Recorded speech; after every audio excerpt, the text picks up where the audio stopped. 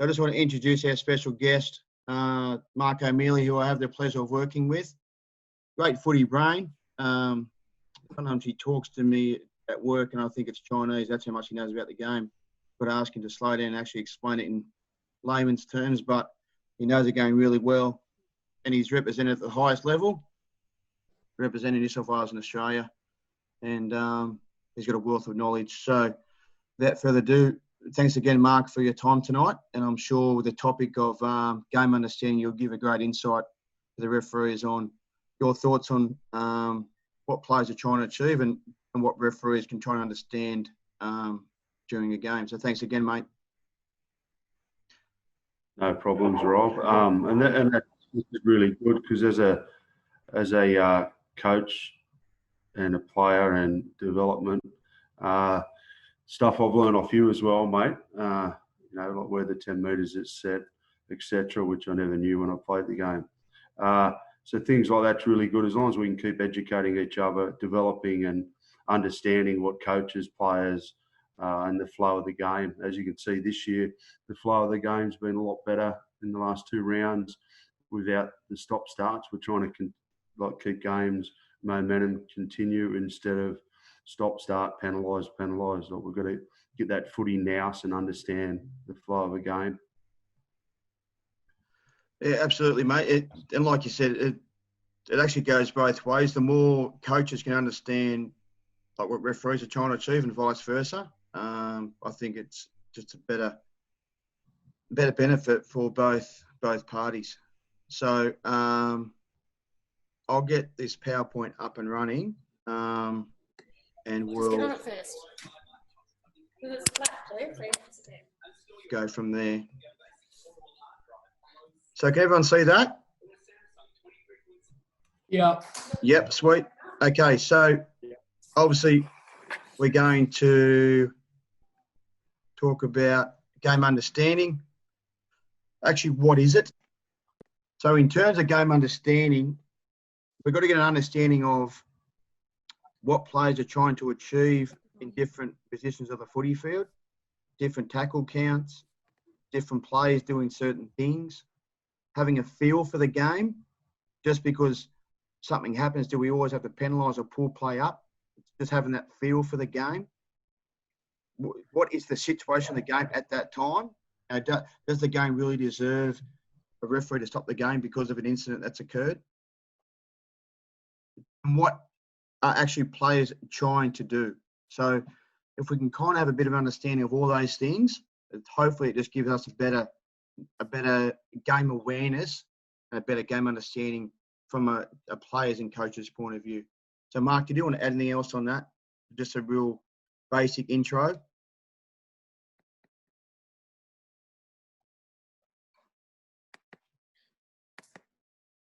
Hang on, mate. I'll just unmute you. Sorry, mate. I'll mute myself. Sorry about that. Pretty much what I said in the intro, mate.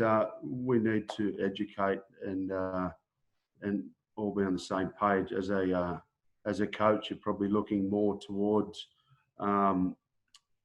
momentum, whether it's attack or defence, earning the right for a quick play of the ball or not, and things like that. So that's during your presentation we'll go through, and I'll talk about them in that issue. And please feel free to ask questions. There's no such thing as a silly question. So if you don't understand, ask, and I'll try and answer it the best way I can.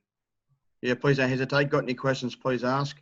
And it's just like Mark touched on, it's just been consistent with rewarding the attack or defence. Obviously, that is in terms of our tackle ID, which I'm sure we are familiar with. But that's one of those things. If we got a good understanding with that, we're then rewarding the right team with the right ruck speed. Okay, so why do officials need to understand the game? We've covered some of these already, but obviously it assists in your movement throughout the game and along the ground. Your positioning, your vocab, like we talked about. And if you have a good understanding of the game, good game awareness, a good feel for the game, players just they actually understand you better and actually give you more credibility, instead of just being that referee that blows a penalty just because it's there. Instead of being a black and white referee, you're a referee that just understands the situation at that time. And pretty much we've covered those things as well. Okay, so some of the things we'll discuss tonight, yardage principles. So the things we look for in yardage, attacking, obviously that's the reverse. Obviously yardage is coming out of your, or off your goal line. And obviously attacking is obviously attacking the opponent's goal line, and just some stuff around defence. Okay, so obviously yardage is obviously between your own goal line and up to the halfway. Mark, has that changed in any way? Is it just your defensive? At the top level, once you get to 40%, it's classed as at the 40-metre line. It's classed as good ball. Yeah. Okay. Yep. Yeah. So yardage set. Well, we can read this out, or I'll sort of explain it.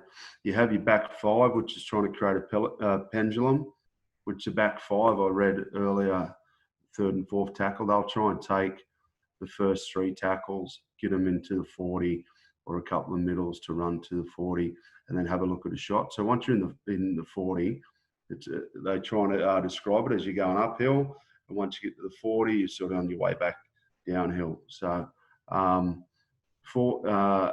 yardage sets are mainly off kick returns, your back five pendulums, where you'll see them link up. State of Origin last year, I think they had 5 tries off pendulums, where they all got back off the ball and passed the ball along and got momentum. So it's a massive part of our game is our back five. So when you're building a team as a coach, you normally build your back five first. Well, that's how I coach anyway. I build my back five and then fill around that. Does that make sense? We're all nodding. So obviously yardage, Mark, would be like a no risk area, as in like from a team's point of view, like obviously not going to be expansive compared to say good ball. I think it's changed a little bit, Rob. I think we play a lot of games like chaos and scenario plays where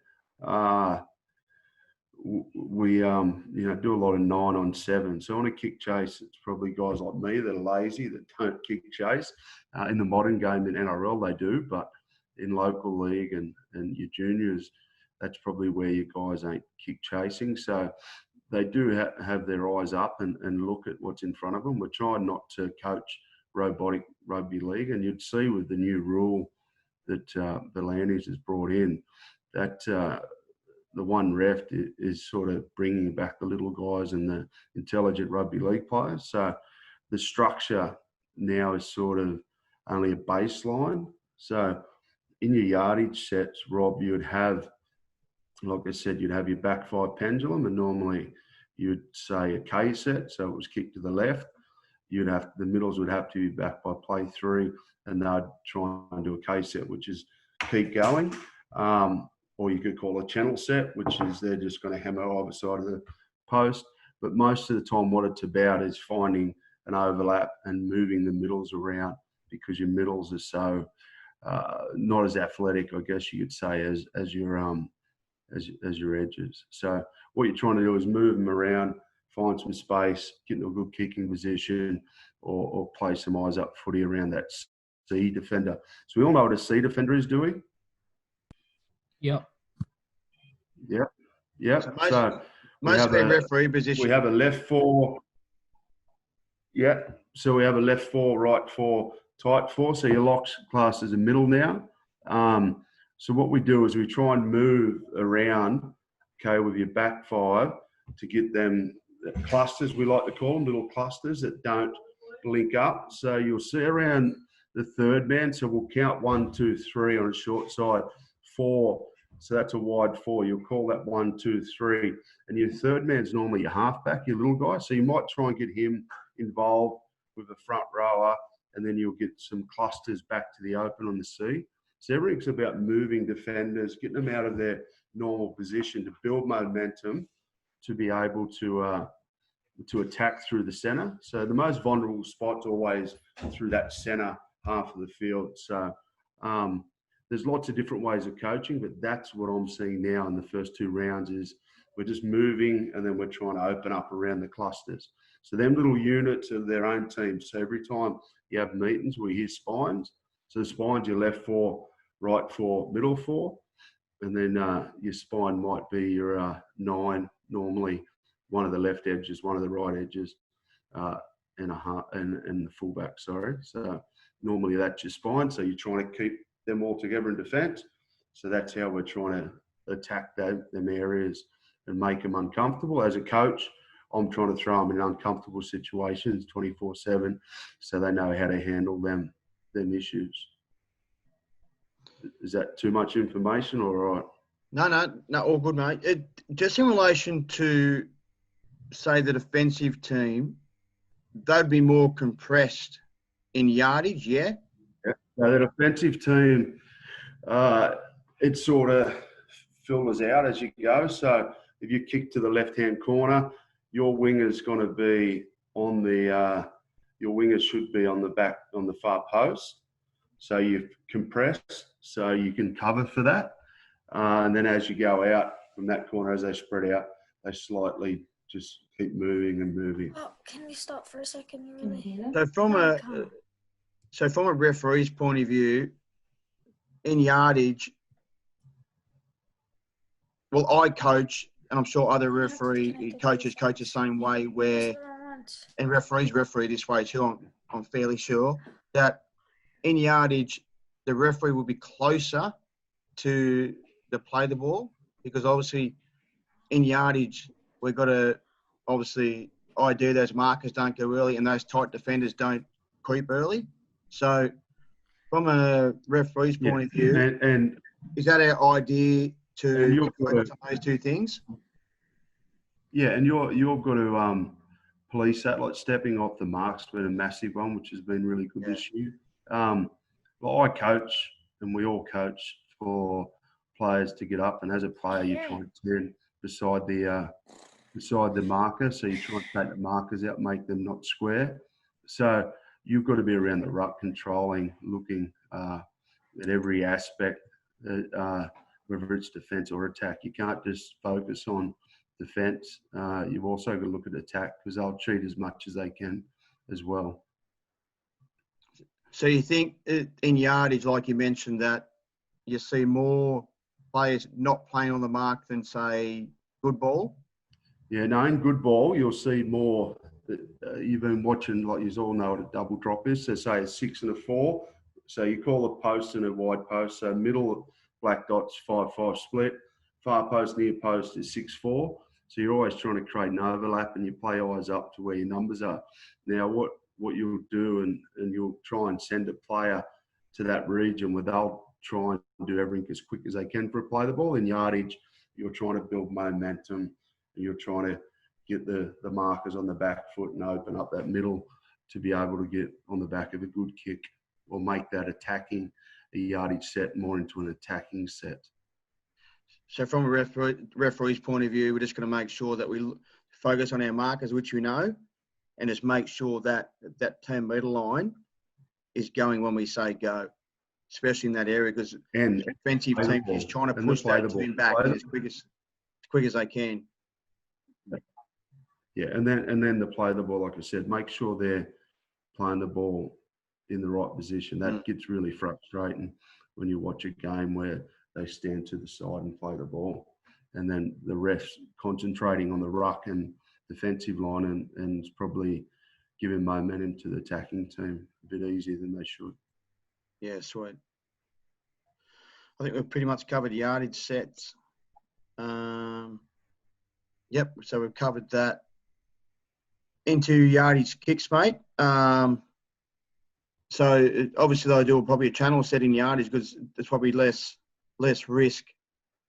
Then referees have to obviously go through the process if there's a kick to make sure no one's taken out late, or a kick chase is not obstructed, or things like that.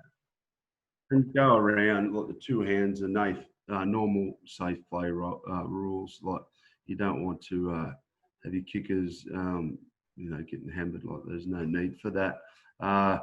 As a coach, all you're trying to do is, like I said, create your yardage set into an attacking set. You probably would have seen that the other night, the Panthers and Warriors. They kicked really well, Panthers, and they created their yardage sets into attacking sets, and the Warriors couldn't get out of their end, and it probably swayed after a while with momentum, and they sort of struggled. Yeah, absolutely. The good bit Because their about completion rate was both in that game. So it wasn't completion, it wasn't penalties, it was more about they were getting in better position to kick the ball better off their ruck play, off their ruck speed. the good bit about a yardage kick is most of the time it's a long kick downfield, so it gives the referees the opportunity to scan onside, offside, clearing, obstruction or people being taken out. So it actually gives referees that time to actually get everyone ticked off, so to speak, to make sure that we're not penalising people, or we shouldn't be penalising people. So compared to, say, attacking kick where it happens really quickly, we haven't got that time to actually scan as much as, say, a yardage kick. Okay, so moving on to good ball. So we briefly touched on it. So now we're going from, say, the 40-metre line roughly, like Mark's mentioned, up until their opponent's try line, which is obviously totally different to yardage, and they'll probably be more expansive down this area because they've got less to lose, so to speak. And obviously, the team that's attacking will try and attack both sides of the field or try and isolate a defender to score a try. So, Mark, do you just want to touch on some more in-depth stuff? Yeah, I read through stuff. So what I'll keep saying it, the basic way is to remember a 5-5 split from a black dot, which will take, and then you've got two markers and a fullback. So what we're trying to do is we're trying to get to a near post or a far post, and that'll be 4 defenders, 6 defenders, 2 markers, fullback. And I read on this a minute ago today about getting to a wide 6 and then teams looking to come back. We're actually not. We're trying to get to that wide 6, get the halfback in the tackle of the third man with the back row, and we want a front rower or a middle filling up on the short side. So what we're trying to do is get a big guy like me who's slow and not as agility up against your fast littler players. Does that make sense, everyone? Yep. And the other thing to remember is, especially in good ball, from referee's point of view, we need to ID who the playmakers are, like who's going to kick, who's going to step, who's going to throw the cutout ball, who's going to do something a little bit different, because we want to put ourselves on that side of the field, because we want to make sure we position ourselves to see possible grounding. You'll get a feel for your dominant. Get a feel for your dominant half, and you'll get a feel for your 9. You should get a feel during the game whether it's going to be played off the 9 or a half. At the moment, it's sort of like Knights are playing outstanding. They're playing off the halves, off Mitchell Pearce, nice flat, direct, and just powering through, creating numbers. As soon as they strip the middle, they go to the edge. When Melbourne is still playing off Cameron Smith through the middle because their half zone is still a little bit clunky at the moment. So teams are still trying to figure out what they're doing, but it's the exact same at our level. Each coach might play the black dot. So whether it's in yardage or good ball, they still might play the channel set, which is in between the scrum lines, and then they'll try and get momentum and play through that structure. The most thing I'm trying to promote now to coaches is playing eyes up. So let's get the structure out and playing eyes up. So for you guys would be to get more of a feel of the game and understand what they're trying to achieve early on in the game, and then trying to complement what the team is trying to do. So if they're trying to play set plays, and they're getting slowed down, then obviously you penalise if they're stacking numbers in and etc. If they're trying to play momentum through the middle, they can't get onside. Would you penalise at tackle 3? No, you'd probably allow them to play on a little bit longer to give them the advantage. That's what I'm looking at, is like tackle 4, tackle 5 around the advantage points. Because if you most teams are coached to get off 10 metres off the line or rush up hard to put pressure on. But once you've blown that middle away, you can't get the middle back in defence. A good bit about getting into, say, the attacking 20 is referees can sometimes roll the dice with, say, a hold down penalty that could have been there to hopefully get that advantage, where probably down the other end, you'd probably err on the side of penalising. But if you're consistent, Rob, as you said at the start, if you're consistent, I don't think a coach is ever going to have a problem with that. If you're doing the same for both teams, at both ends, if you're looking at them and saying, well, they're playing for a big play every time, and these guys are just playing through the middle, I'll give you, I'll be consistent on my calls. I don't think you're going to have many issues at all as a ref. Yeah. Just having that feel, ideally the playmakers, like we've said, listen to what the players are saying. Where they position themselves. I go to a game and I can hear, I'm hearing players anchor, which means hold down. So if you're a ref and you hear anchor, that means slow the play the ball down. They're still using these terms. And I haven't played in the NRL for about 10 years. So anchors hold down. You've got negative positive, which means they're just trying to take some time off and map off the field. And then attacking plays, if they're setting up for plays, it might be just 92, 72, which just means a drop for a drop.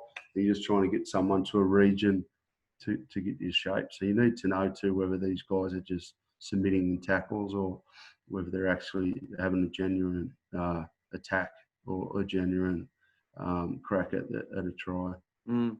Because sometimes in good ball, like you mentioned, Mark, like if you hear the term anchor, they could be purposely trying to slow the ball down because they're stuffed. So for you to penalise that team at that point, sometimes that's a disadvantage to the team you're going to penalise. That's what I'm saying to you. And Rob, you've seen me ref, and I don't give many penalties because I want to see them just play continuous and see who can play under pressure. That's what I love seeing as a rugby league fan. I love just seeing how they handle under pressure. Unless it's a head high or a leg pull or something deliberate, I try and let the flow of their game going and be really consistent with it. Yeah, absolutely. Absolutely, mate. Okay, so moving on to, hang on, let's make sure. So we pretty much talked about attacking indicators, who's doing what, where they are positioned on the field, who's talking to who's trooping around to certain positions, all those kind of things. Pretty much like Mark was talking with players with eyes up, we have to do the same thing because if we have eyes up as well, we can see people sweeping around the back. We can see other players that could be involved in those plays as well. Looking at numbers on each side of the footy field, the spacing in between each. Okay, so if we have eyes up as well, it actually helps us identify what's coming next. And the hard thing is you'll see the fullback. So some coaches will have the fullback sitting behind the ruck, or say they've got to a right far post. The back row has played it. They'll have the fullback to the open, and then on the short side they might bring a middle around to create an extra number. So you just got to realise what perception they're trying to sell, and try and give them the benefit. Let them have that flow of that benefit. Yeah, absolutely. So now talking in relation to good ball kicks, which is totally different to yardage kicks. So like I quickly mentioned before, those kicks will come at speed, obviously, for chasers to come through. We're kicking at flags kicks. I just think corners, flags. They break it up into names, every club. But I think they're kicking a corner kick. You've just got to make sure there's no taxi in. You'll hear them called taxi so taxi means you're just moving, like getting in the kick chaser's way so they can't contest for the ball. So That's your sort of calls. You hear taxi and stuff like that. They're your flag sort of kick. So you just need to have a look and see whether your catchers had a great opportunity or been given the opportunity. The other one would be 6 or 7s. They don't call it that now. They break the field into 6 spots, but 6 or 7s just means they're trying to sit a back rower or a centre jumping over a halfback either side. Does that make sense? Because they're shorter. Most of your halfbacks are shorter, unless you're Jack White and you're 6'2". But most of them are trying to sit their kicks. They'll have a look and their game plan will be sit it on one of their 6-7s. You'll have your flags, kicks, or they'll be trying to hit around the post to get a reflection. Okay, so there's lots of different ways and different styles to kick. But it depends on your coach and depends on their skill set and who they're playing against. As long as the attacking player and the defending player get a fair chance at competing for that ball, and the kicker's being cleared first from the defender, then I think you can probably sit back and let it unfold in front of you without having to step in too much. The good point you make about that taxi call, like if touchies and referees hear that straight away, the touchies should be straight onto that, because obviously the referee will chase the ball down to say the in goal, and the touchies obviously will look where the ball was and look at kick chases. That's a good cue if that call's made to make sure we don't sign off on those. There's taxi. They call sleeper as well now because the refs are onto taxi. So sleeper just means you're a sleeper in defence. You're actually just trying to block someone from coming through to compete for the kick. So there's heaps of different names, but you'll pick that up as the game's going on. You'll understand that as it's going on, whether you're reffing or you're a touchy. So that's part of your footy now. So you start, if you love the game like I do, it's given me everything, and I love the game. You sit there and you can pick up a game plan very easy. You can pick up how that team's playing on the day. And it just makes your job easy as a referee to know what's coming at you. Yeah. Okay, moving on to defensive principles. Obviously, it's broken up into 3 different areas: spacings, numbers. What have you spoken to them, Rob? Yeah, what have you spoken to them about spacing? What guys? What do you know about spacing? How far would an A defender be to a C defender? Say marker A to B to C. I'll ask Balin Simon only for the point that he plays junior reps, and I'm sure he'll have a great understanding on spacing. Can you hear me? Got you, mate. Yeah, mate. Yeah, so from A defender to about C defender, we in reps send about 1.5 metres, or a bit tighter, so about 1 metre in A, B, C. Then we start to get a bit wider as you go out through the defensive line. Yeah, Balin, what age is that? 16s. All right. So I do a little bit of stuff, and for me, the least I would do would be 3 metres. So it'd be a metre from marker. So you'd have a marker there, then you'd come down to a metre, then you'd have 3, 4. But this year I was with Norths and Roosters. They do 4, 5, 6, 7. They don't care about the sideline. That's from a perfect world. We're talking about guys that train very regular. If we're, training and playing like, short comps, we probably want to be more compressed. Does that make sense? Yeah. Yeah, and then we would probably. So when I do junior reps, I'd turn around and say I'd rather them chance their arm and try and pass around us and come through us. So that's why you're spacing. Everyone has everything different, but most of the time it's 3, 4, and then you're looking at 5, 6. Okay, yeah. So that's from 50%. So obviously your spacing and say yardage will be a lot tighter than say good ball. Yeah, that's what I mean, and it's hard. Like if you're on a 70%, which is a scrum line, your short side might only need 2 because they've got 1 winger there. So your short side back row or centre, if he's not in the tackle, will come around to open side. the winger will compress into that post. So, like I said, it's just getting a feel for it. If I was playing against a team that was 1.5 metres compressed, I'd do a 2-pass early, and then I'd try and move them open to move them around and then try and find some vulnerability. So, like I said, it's just what it is. It's just what you see in front of you. So we're trying to get you out of robotic movements as players. And as a ref, you've just got to understand and look and say, oh, okay, they're playing a compressed defence here. Let's see what attack do. If they're just going to do one-up hit-ups, then obviously they're not going to win the play the ball, are they? Yeah, that's right. Obviously, the closer they are together in defence, well, obviously the referee will have more control of those defenders compared to the wider they are spread out. Well, obviously then the touches then can help with getting players on or offside. So depending where they are on the footy field will determine how much influence the touches the referees will have on those defensive players on their space.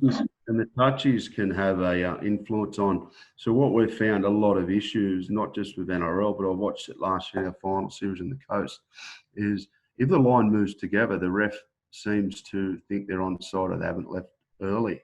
So if you jump out early, it's easy for you to say he's offside.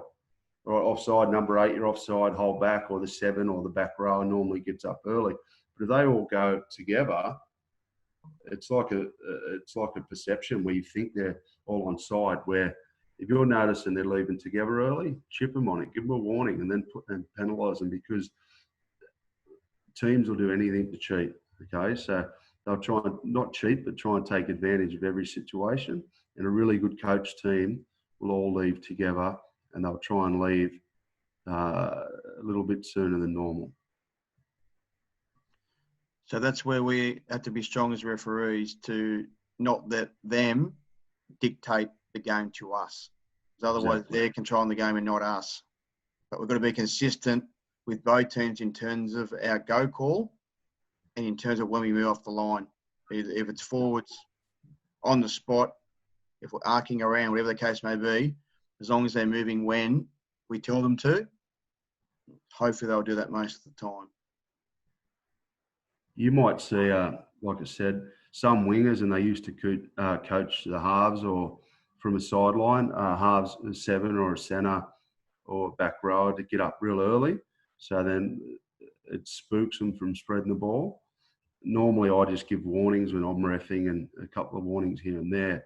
But if I've got a big back row or a strong centre like a Bradman Best or something like that, then I'm going to be probably coaching my guys to get up hard on that edge. So it spooks them from hitting that edge. Does that make sense? So as a ref, you probably need to pull them back and keep saying, hold back, or number 7, you're offside, one more warning, I'll penalise you.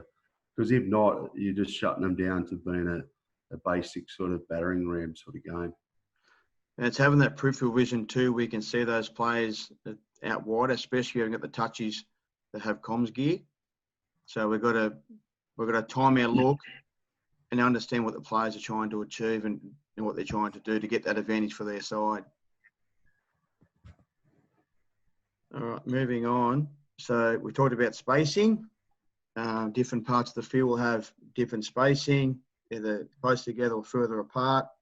Obviously, then the referee will have to control either less or more players, depending how far they are spread. And the touches will hopefully help us out there. Rob, what I'll do too at the end, I'll send you through a playbook that's a thing that we've put together. It's just called the Blues Ways. I've given it to you before. Yep. It's got every yardage play.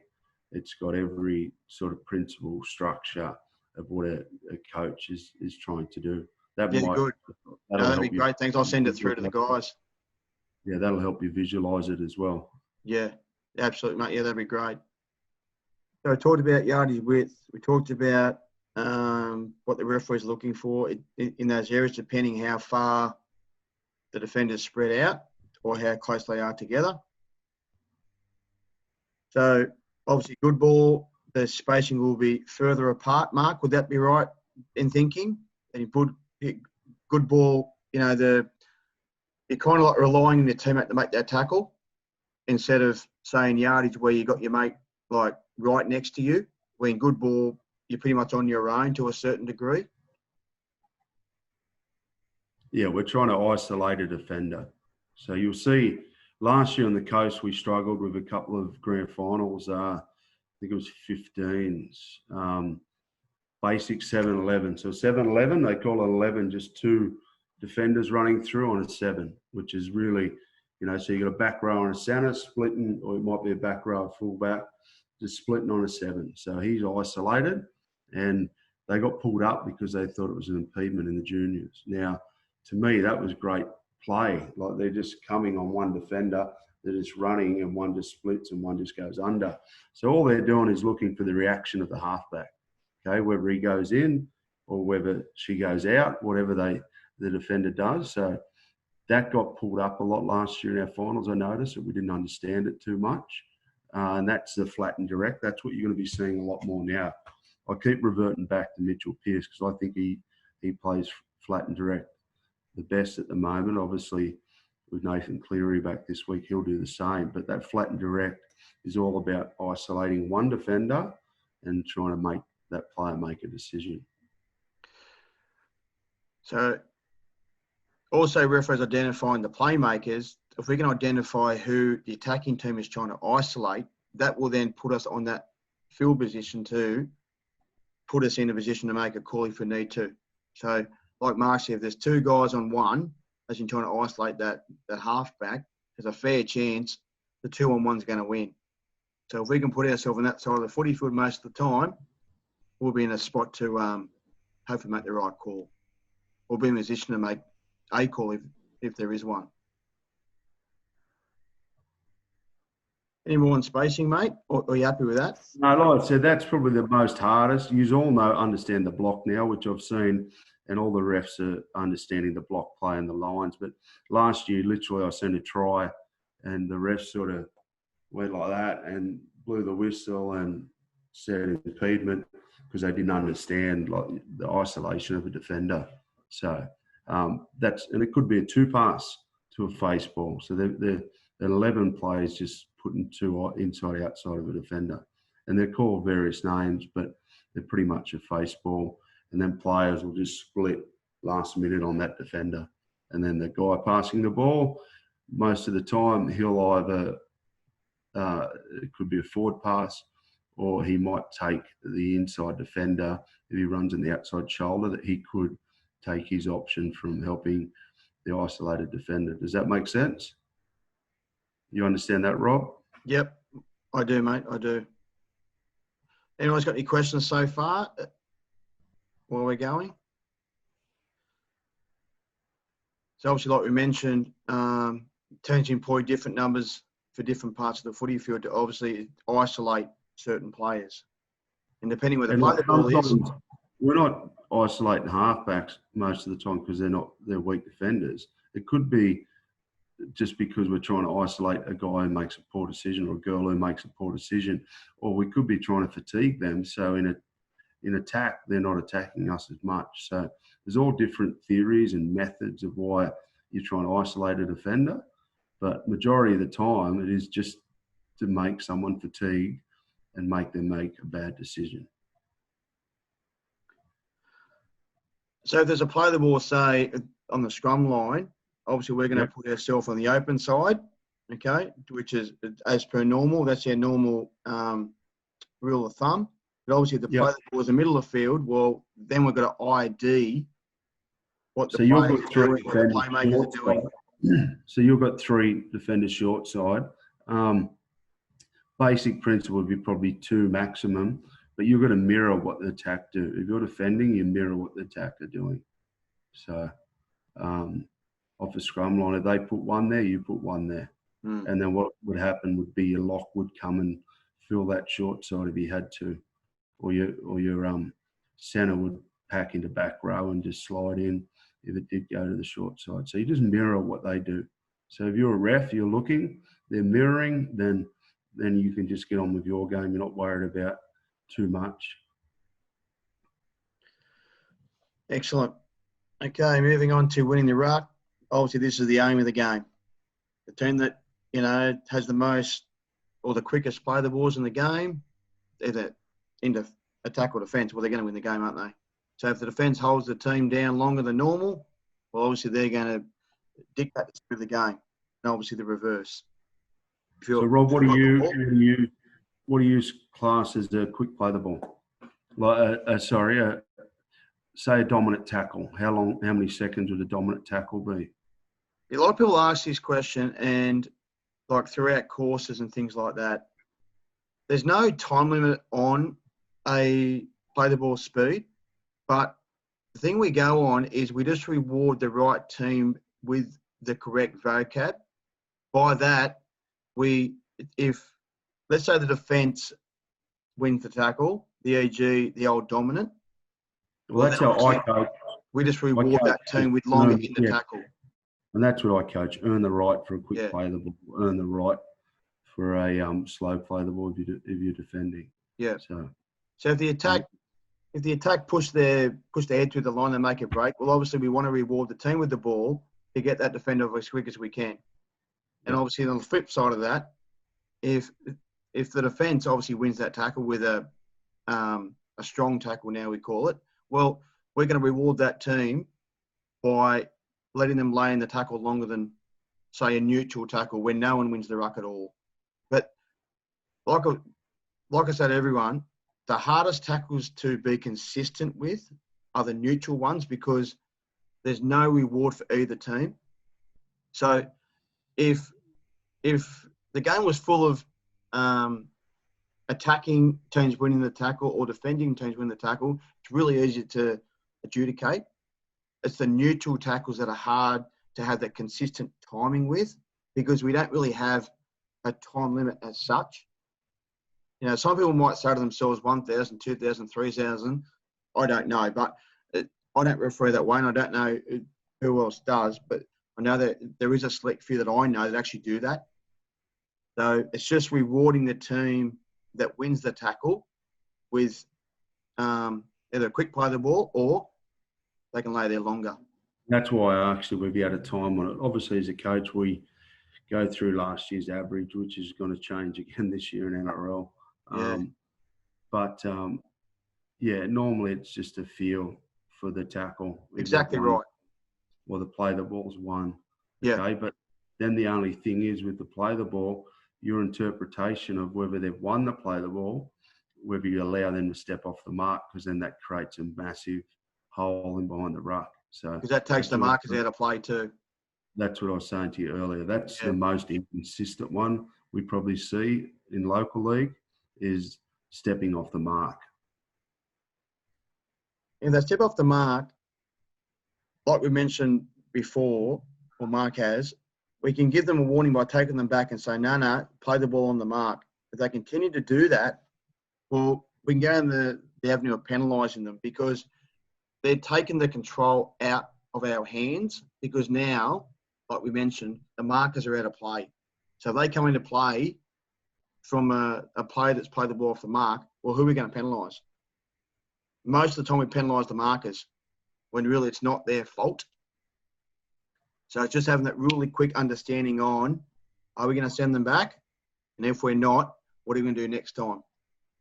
But it's your interpretation. You might have someone run it really strong and hit and go to the side of them. That's your own interpretation. So that's your consistency. You know what I mean? There's no black and white answer here. It's you getting the feel for how the game's going and whether that momentum was earned or not. That's probably the best way to say it. Absolutely, mate. So obviously winning the ruck, what we talked about, it's gaining a competitive advantage throughout the game because that controls the speed of the game. So the team that wins the ruck, obviously, will most of the time win the game because the game is at their speed. Advantages gained by attacking team. Obviously, they've got more time with the ball, allowing to implement plays and selections of plays through the indicators, play at the line, putting more pressure on defensive technique and structures, and possibly a better chance of getting a penalty. Or now, in the NRL, 6 to go. So the more ball they have in terms of attacking, the more chance they have of having more time with the ball and therefore possibly scoring more points. Defensive team, on the flip side, enables the opportunity to take time and space off the attacking team by maybe slowing the play the ball down, which therefore it gets the defensive team back quicker to readjust and make decisions and put more numbers on either side of the tackle. And hopefully just don't get penalised. Just in terms of some of these things we've talked about anyway. Referee's obligations in terms of game awareness. The referee's first vocab, which we all know, determines the speed of the game. So if we delay the vocab, obviously we're rewarding the defensive team or the tackling team by winning that ruck. And on the flip side of that, the quicker we vocab the tackle, we're rewarding the team with the ball. And obviously if the tackle is neutral, we've got to have that consistent timing on when we're going to say something to make sure it's consistent right across the board, which goes hand in hand with ID and tackle types, rewarding the right team, which we've talked about, correct timing of a vocab to match the tackle ID and the speed of the game. And our tone of comms has a massive impact on players and the tackles, depending where we are on the footy field and what tackle type it is, because sometimes you need to increase our comms to get the desired result. Obviously, for instance, our hold and go will be slightly less in tone compared to the go call, because we want everyone to know when they can move off the line. And saying yardage, I would think that our vocab is slightly louder again, because we want to get those defenders off as quick as we can, and we want those defenders to hold for as long as we need them to, so they're not getting an advantage when they shouldn't. You want to add anything to that, Mark?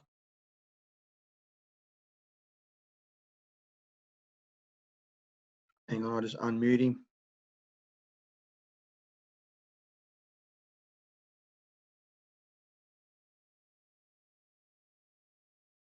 Just on mute. 1 sec.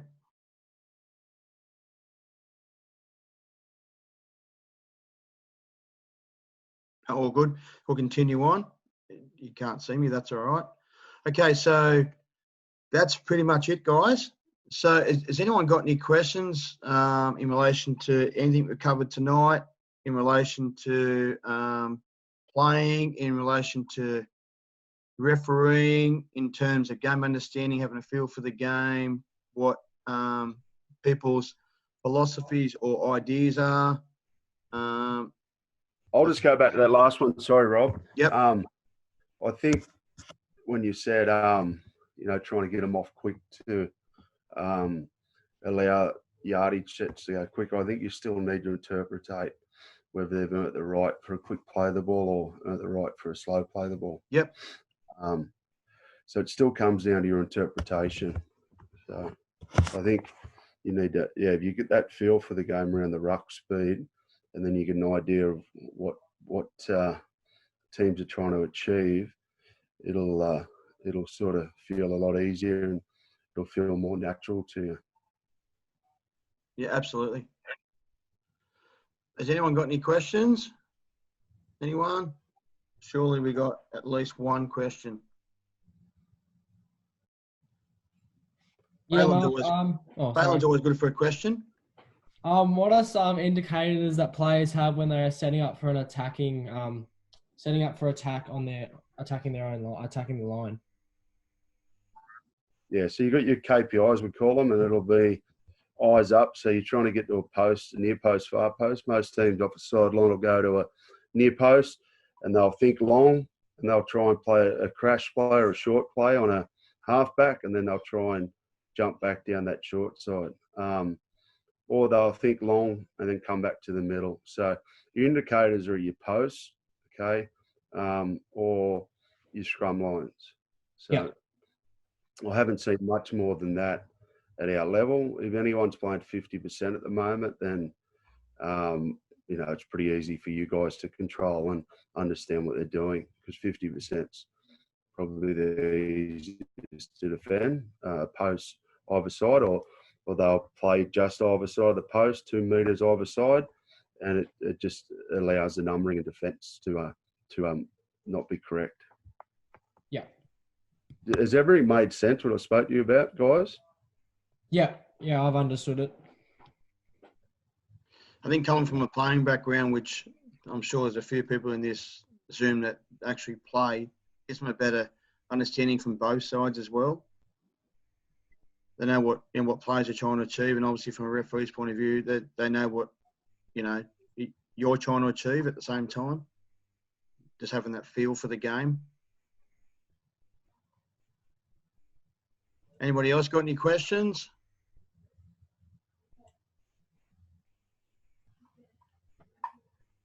Mark, to lighten the mood, I know you've told me a few things over the years, but what's some of the funniest things you've seen in relation to maybe a referee on a footy field or a player on a footy field that stands out? It might have been here or overseas or local or just something. Yeah, there's a couple of funny things. I ran over a ref once trying to cover a tackle off the scrum. I didn't mean to.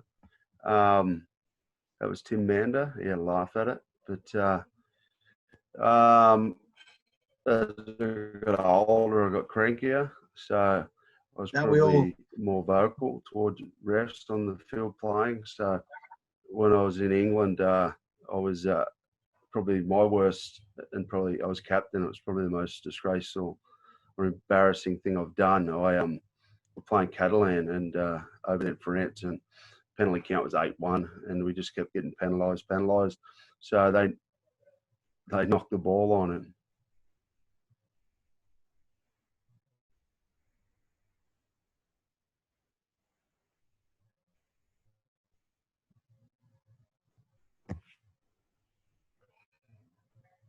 You there, Mark? Still there? Yeah, got you. Yeah, so the ref was into me, and I got into him. They knocked the ball on. I said, "Why don't you penalise me for that?" And he sent me off, penalised us. So that was probably a very silly thing I did. Well, you asked him to, so we did it. Yeah. I provoked him, but it was very frustrating. And he just said, "Take a walk then." So, yeah. Yeah, I did what he was told to do. Yeah, I know. I was just being, I was just very frustrated. Anyone else got any questions before we go? My favourite question that I like to ask people, obviously, maybe not on tonight, not as many tonight, but for hopefully the first year referees that either haven't joined associations yet or haven't refereed games, if you had one tip to give them, be it about positioning or vocab, one like the quintessential thing that you think they should know or should remember for those early games, particularly if they don't have a playing background, what would you, that one piece of extra advice? All I say is be loud. Like, if I can hear a ref, you give them respect straight away. Their vocab's massive. So if the ref's saying onside, get onside, or nice tackle, get involved in the game, be loud, then the players will earn your respect.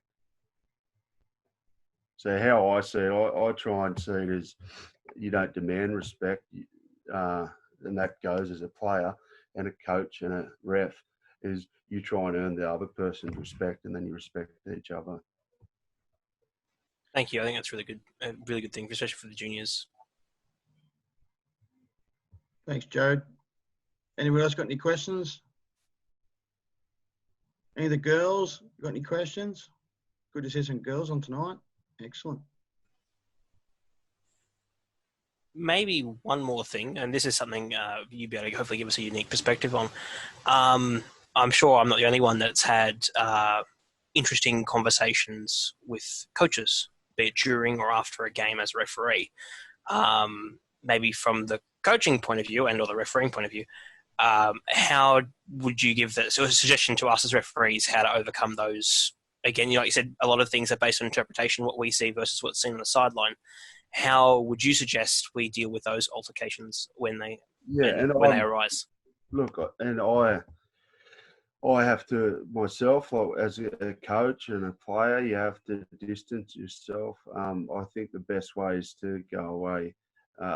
If the coach is, abusing you, try and just get away, because most coaches, after 30 minutes, they forgot about it. If that makes sense, there's no point aggravating the fire. There's no point, throwing fuel on the fire. Just accept, yep, okay, and walk away. Whether it's a ref or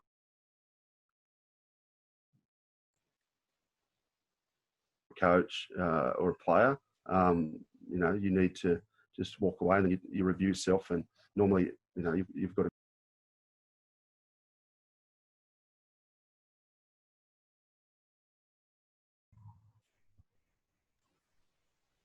I think it cut out towards the end there. Yes. Yeah, I don't know what's going on here. I'm struggling today with the internet.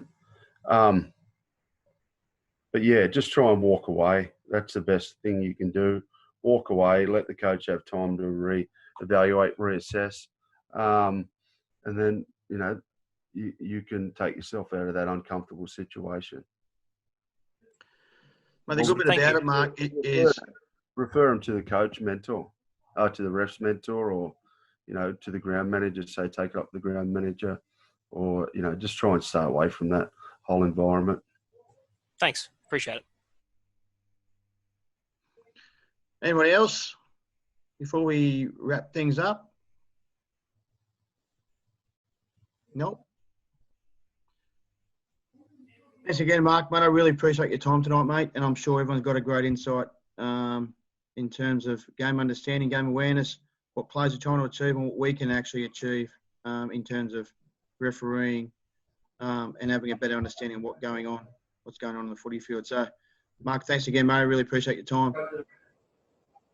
I hope I didn't bore you all to death, but like I said, I'll send that through to you, Rob, about the Blues way, which will show you yardage, attacking, everything, part of our handbook we do, and you can share that with the guys, and they can have a look and get a bit of an understanding of what they're trying to achieve. Yeah, excellent. Might be able to put some of that into a training session or something like that to give a better perspective. Yeah, no problem. Thanks, everyone. Thanks for putting up with me and listening. Let's get rugby league going again. Let's get our kids playing and get back to local league. Thank you. Thanks, mate. Kevin. Have a good night. Thanks, Mark. Cheers. Thanks again, guys, for logging on. The 23rd of June will be our 4th Zoom session.